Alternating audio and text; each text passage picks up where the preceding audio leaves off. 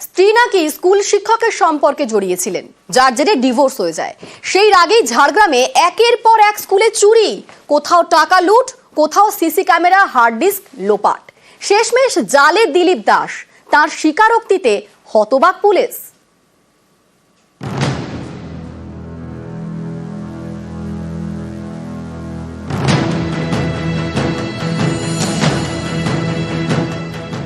ঝাড়গ্রামের লালগড়, এখানেই রামগড় মোক্ষদা সুন্দরী উচ্চ বিদ্যালয়। সম্প্রতি এই স্কুলের লকার ভেঙে প্রায় 26,000 টাকা চুরি হয়। কোন স্কুল থেকে আবার সিসি ক্যামেরা এবং হার্ড ডিস্ক চুরি। এভাবেই একের পর এক স্কুলে হানা দিচ্ছে চোর, জিনিসপত্র হাতিয়ে চম্পট দিচ্ছে। কিন্তু এই সময়ে কোথাও কোনো বাড়িতে বা দোকানে চুরির অভিযোগ নেই। এতে অবাক হয় পুলিশও। বাড়ি ছেড়ে স্কুলে কেন চুরি?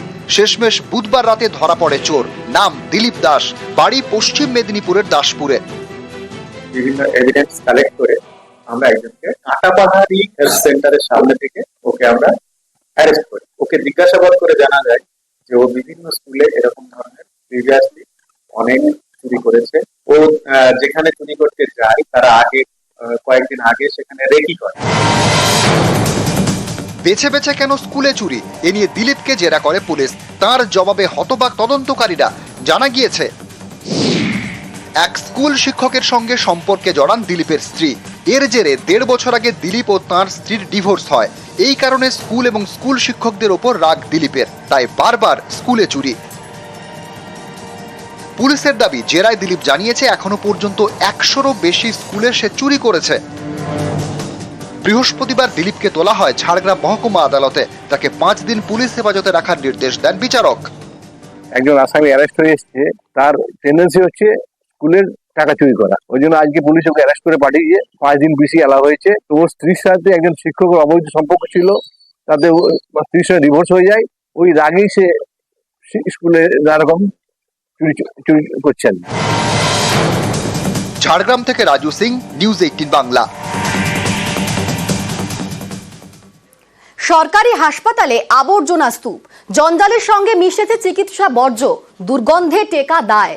এমনই অবস্থা জলপাইগুড়ি মেডিকেলের। আবর্জনা সরানোর দাবিতে সরব রোগীর আত্মীয়রা।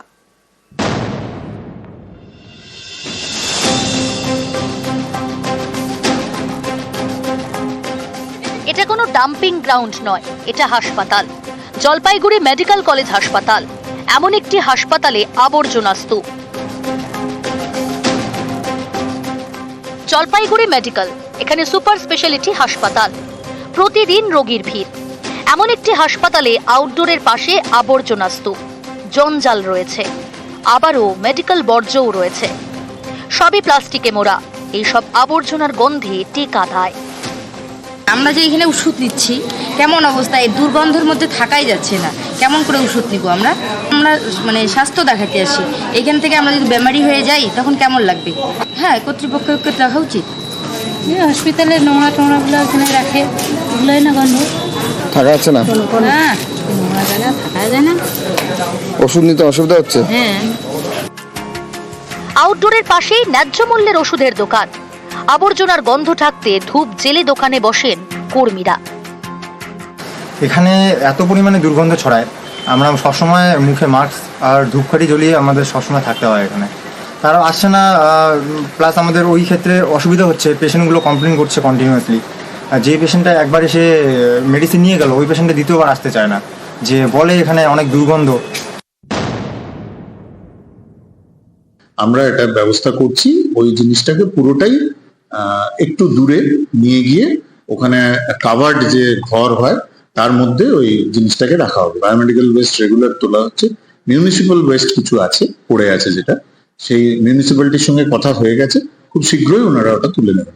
লেবাররা ছুটিতেও ছিল, একটা স্বাভাবিক হয়তো ময়লা জমেছে, আমরা সেটা পরিষ্কার করে দেবো। তবে ওনাদের তরফ থেকে যদি ক্লিয়ারলি ওনারা ইন্ডিকেট করে দেন যে এই যে আমাদের হিউজ এক্সপেন্ডিচার, কারণ এটা তো এই মেডিকেল কলেজ থেকে যে তোলা, এই ব্যাপারে ওনারা আমাদের সাথে কি মানে কিরকম সহযোগিতা করতে পারবেন, তাহলে কাজটার গতি আরো ত্বরান্বিত হয়।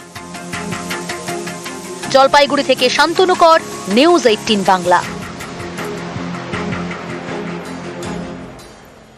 আর এবার নজর রাখবো বারাসাতের দিকে। বারাসাতে যেখানে সেখানে ছড়িয়ে ছিটিয়ে রয়েছে জঞ্জাল। দেখুন সেই ছবি, যেখানে সেখানে ময়লা ফেলা রয়েছে, এমনটাই অভিযোগ উঠছে। টাকি রোডের পাশ দিয়েও ভর্তি আবর্জনা, সরকারি স্কুলের পাশেও আবর্জনা স্তূপ। আমাদের সঙ্গে রয়েছেন প্রতিনিধি জিয়াউল। জিয়াউল, কেন এই অবস্থা? পুরসভা কেন কোনো কাজ করছে না? দেখো, পৌরসভা উদাসীন, অর্থাৎ বারাসাত পৌরসভার একাধিক এলাকায় কিন্তু জঞ্জালের স্তূপ, এবং সেই জঞ্জালের স্তূপে কিন্তু দুর্গন্ধ ছড়াচ্ছে এবং তখনই অতিষ্ঠ হয়ে যাচ্ছে এলাকার মানুষজন। অর্থাৎ বারাসাতের টাকি রোড এলাকায় হরিমোহন যে সরকারি আদর্শ বিদ্যাপীঠ রয়েছে, সরকারি প্রাইমারি স্কুল, সেখানেই দেখা যাচ্ছে জঞ্জালের স্তূপ। এবং বারংবার স্কুল কর্তৃপক্ষ এবং এলাকার মানুষজন পৌরসভাকে লিখিত আকারে জানিয়েছেন, কিন্তু কোনো সুরাহা হচ্ছে না। ফলে সেখান থেকে দুর্গন্ধে অতিষ্ঠ হয়ে হচ্ছে এবং যে সমস্ত পড়ুয়া তারা পর্যন্ত স্কুলের দরজা বন্ধ করে সেখান থেকে পঠন চলছে, এবং শিক্ষকরাও বলছেন বারংবার জানানোর পরেও কোনো কাজ হচ্ছে না। ইতিমধ্যে পৌরসভা জানিয়েছেন যে এটা সাধারণ মানুষের উদাসীনতার ব্যাপার, তখন যেখানে সেখানে ময়লা ফেলছে, ফলে এর জন্য সাধারণ মানুষেরা ইতিমধ্যে কিন্তু অভিযোগ দায়ের হয়েছে। এখন যেভাবে এই দুর্গন্ধ ছড়াচ্ছে, ফলে অতিষ্ঠ হয়ে যাচ্ছে বারাসাত শহরের সাধারণ মানুষ। ধন্যবাদ জিয়া। এসএসসির চাকরি হারাদের বড় অংশের আপাতত স্বস্তি। আপাতত কাজে যোগ দিতে পারবেন যোগ্য শিক্ষকরা। 31শে ডিসেম্বর পর্যন্ত ক্লাস নিতে পারবেন দাগি বলে চিহ্নিত না হওয়া শিক্ষকরা। এই সময়ের মধ্যেই নিয়োগ প্রক্রিয়া সম্পন্ন করতে হবে এসএসসিকে, নির্দেশ সুপ্রিম কোর্টের।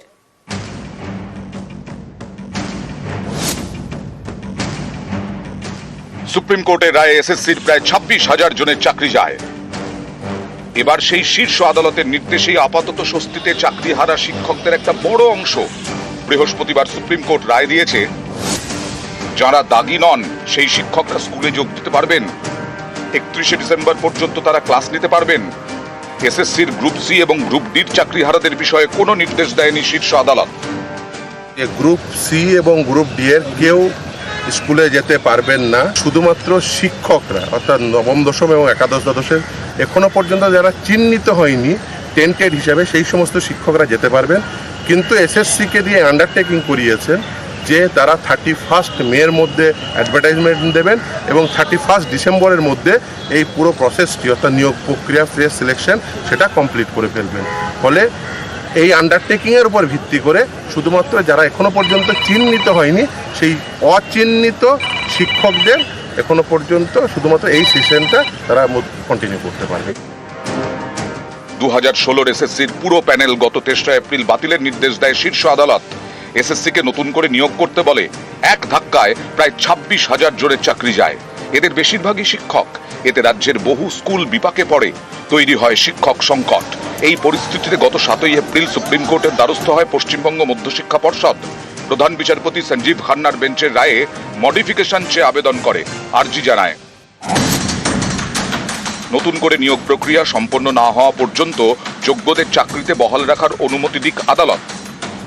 সেই মামলার শুনানিতে এদিন সুপ্রিম কোর্টের প্রধান বিচারপতি সঞ্জীব খান্না বলেন, শর্ত সাপেক্ষে মধ্যশিক্ষা পর্ষদের আবেদন গ্রহণ করা হচ্ছে। শুধুমাত্র নবম দশম এবং একাদশ দ্বাদশের শিক্ষকদের জন্য আবেদন গ্রহণ করা হচ্ছে। 2025-এর 31শে ডিসেম্বরের মধ্যে এসএসসিকে নিয়োগ প্রক্রিয়া সম্পন্ন করতে হবে। ততদিন পর্যন্ত যারা দাগি নন সেই শিক্ষকরা স্কুলে ক্লাস নিতে পারবেন। আদালতের নির্দেশের জন্য পড়ুয়াদের ক্ষতি হওয়া উচিত নয়। গ্রুপ সি এবং গ্রুপ ডি চাকরি হারাদের আবেদন গ্রহণ করছে না সুপ্রিম কোর্ট, কারণ শিক্ষাকর্মীদের ক্ষেত্রে দাগিদের সংখ্যা তুলনামূলকভাবে বেশি। 3রা এপ্রিল সুপ্রিম রায়ে চাকরি যায় প্রায় 26,000। 3রা এপ্রিল সুপ্রিম কোর্টের রায়ে এই 25,752 জনের চাকরি যায়। 25,752 থেকে বাদ আগের চাকরিতে ফেরার সুযোগ পাওয়া 425 জন, অর্থাৎ চাকরি বাতিল 25,327 জনের। এর মধ্যে শিক্ষাকর্মীর সংখ্যা 7,031 জন। দাগি শিক্ষক শিক্ষাকর্মীর সংখ্যা 6,276। যাদের টাকা ফেরত দিতে হবে এর মধ্যে বেশিরভাগই গ্রুপ সি এবং গ্রুপ ডি কর্মী। দাগি শিক্ষকের সংখ্যা 1,002। বাকি সকল শিক্ষকই কাজে ফিরতে পারবেন। এদিন শুনানির শুরুতেই সুপ্রিম কোর্টের প্রধান বিচারপতি রাজ্যের আইনজীবীদের কাছে জানতে চান, কতদিনের মধ্যে নিয়োগের পরীক্ষা শেষ করবেন। রাজ্যের আইনজীবী রাকেশ দ্বিবেদী বলেন, 1 সপ্তাহের মধ্যেই বিজ্ঞপ্তি জারি করা হবে। রাজ্যের আরেক আইনজীবী কপিল সিব্বল জানান, এবছরের ডিসেম্বরের মধ্যে নিয়োগ সম্পন্ন করা হবে। এরপর প্রধান বিচারপতি বলেন, 31শে মের মধ্যে নিয়োগের বিজ্ঞপ্তি দিতে হবে। 31শে ডিসেম্বরের মধ্যে নিয়োগ প্রক্রিয়া শেষ করতে হবে। আরেকটি নির্দেশ দিয়েছে যে এই সিলেকশন প্রসেস অতি দ্রুততার সঙ্গে কমপ্লিট করতে হবে এবং সেই রিগার্ডিং একটি হলফনামা 31 মে 2025 এর মধ্যে জমা করবে এবং সেখানে এনশিওর করবে, এই এফিডেভিটে তারা লিখে দেবে যে তারা ওই ডিসেম্বর 2025 এর মধ্যে ওই সিলেকশন প্রসেস কমপ্লিট করবে। কিছুটা হলেও স্বস্তি পাচ্ছেন নবম, দশম এবং একাদশ, দ্বাদশ শ্রেণীর শিক্ষক শিক্ষিকারা। তারা আপাতত 31শে ডিসেম্বর পর্যন্ত কাজে যোগ দিতে পারবেন। নয়াদিল্লি থেকে মৈত্রী ভট্টাচার্যর রিপোর্ট, নিউজ 18 বাংলা। সুপ্রিম রায় আপাতত স্কুলে ফিরতে পারবেন চাকরিহারা শিক্ষকদের বড় অংশ। এতে অনেকেই স্বস্তিতে, রাজ্যের অনেক স্কুলেও স্বস্তি। তবে আন্দোলন চলবে বলে হুঁশিয়ারি শিক্ষকদের একাংশ স্কুলে ফিরলেও শিক্ষা কর্মীরা ফিরছেন না।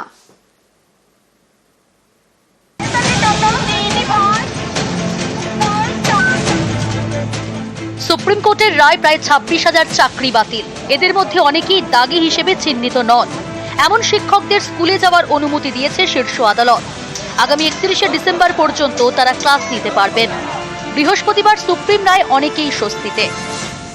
আজকে সুপ্রিম কোর্টের রায় আমরা খানিকটা স্বস্তি বোধ করলেও পুরোপুরি স্বস্তি হতে পারছি না।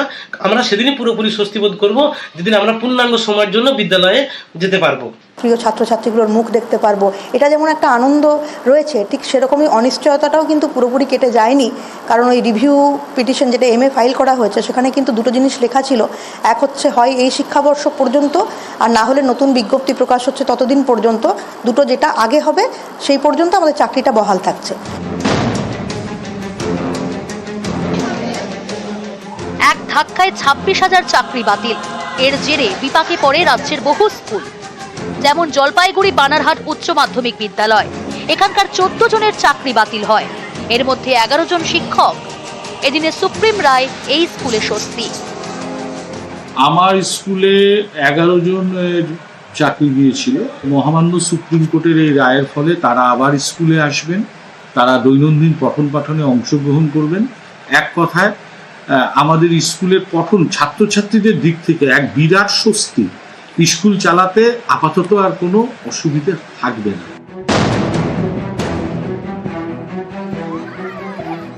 একই ছবি বাঁকুড়ার বিষ্ণুপুরে। 1700 পড়ুয়ার বিষ্ণুপুর হাই স্কুলে 40 জন শিক্ষক ছিলেন। এর মধ্যে 8 জনের চাকরি বাতিল হয়, বেশিরভাগই বিজ্ঞান বিভাগের।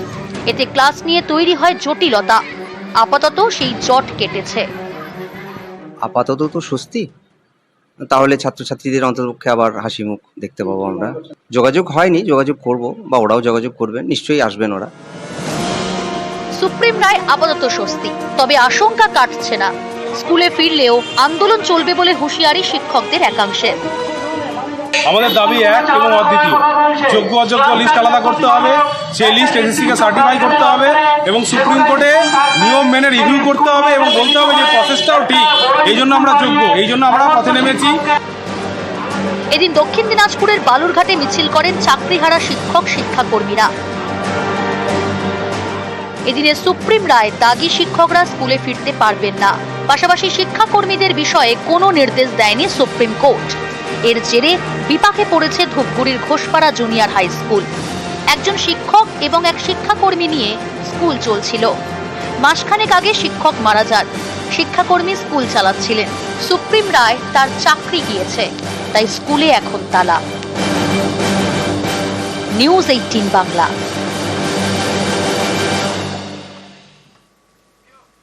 চলতি বছরের মধ্যেই সমস্যার সমাধান হবে, চাকরিহারাদের আশ্বাস দিলেন মুখ্যমন্ত্রী। সুপ্রিম কোর্টের নির্দেশ 31শে ডিসেম্বর পর্যন্ত কাজে যেতে পারবেন চাকরিহারাদের একটা বড় অংশ। চাকরিহারাদের একাংশের স্বস্তিতে খুশি মুখ্যমন্ত্রী। আপাতত স্বস্তি, যেটাদের মাইনের ব্যাপারে আমরা চিন্তা করছিলাম কি করে দেওয়া যায়, কারণ আগের বারে বলা হয়েছিল মাইনে দেওয়া যাবে না, সেই জন্য আমরা বিকল্প পথের সন্ধান করছিলাম। কাজে আমি কথা দিয়েছিলাম, আমি শুধু নই, আমাদের সবাই, যে আমরা দেখব যাতে ওদের কোনো অসুবিধে না হয়। সেটা আজকে আমরা আমাদের আবেদনে সাড়া দিয়ে ডিসেম্বর পর্যন্ত আমরা সময় পেয়ে গেছি। অনেকে বলছেন 2026-এ যাবে, 2026-এ যাওয়ার প্রশ্নই নেই, এই বছরের মধ্যেই সব সমাধান হয়ে যাবে আশা করি। আমি খুশি যে আপাতত একটা সময় আমরা পেয়ে গেছি এবং টিচাররাও মাইনে পাবেন। যথাসময়, এটা তো একটা স্বস্তির, বড় স্বস্তির খবর। ওএমআর-শিট ট্যাম্পারিং অসম্ভব, তাই এবার এসএসসি পরীক্ষার প্রশ্নপত্র বিক্রি করবে তৃণমূল। আগামী বিধানসভা নির্বাচনের আগে পরীক্ষার্থীদের থেকে এভাবেই টাকা তুলবে রাজ্যের শাসক দল। অভিযোগ রাজ্যের বিরোধী দলনেতার। পার্থ চ্যাটার্জির মাসদ্রোণীর ঘরের মতো কারো একটা অন্য কারো নামে ঘর খুলবে, প্রশ্ন বিক্রি হবে এবং মিনিমাম 500-700 কোটি টাকা ফেব্রুয়ারি, মার্চ, এপ্রিলে যে বিধানসভার ভোট তার আগে তৃণমূল কংগ্রেস তুলবে এবং যোগ্যদের একটা বড় অংশ বাতিল হবে। মেধাযুক্ত যারা আশা করছেন চাকরি পাবেন তারাও পাবেন না, তারা তো প্রশ্ন জানতে পারবেন না, তারা প্রশ্ন কিনতেও পারবেন না।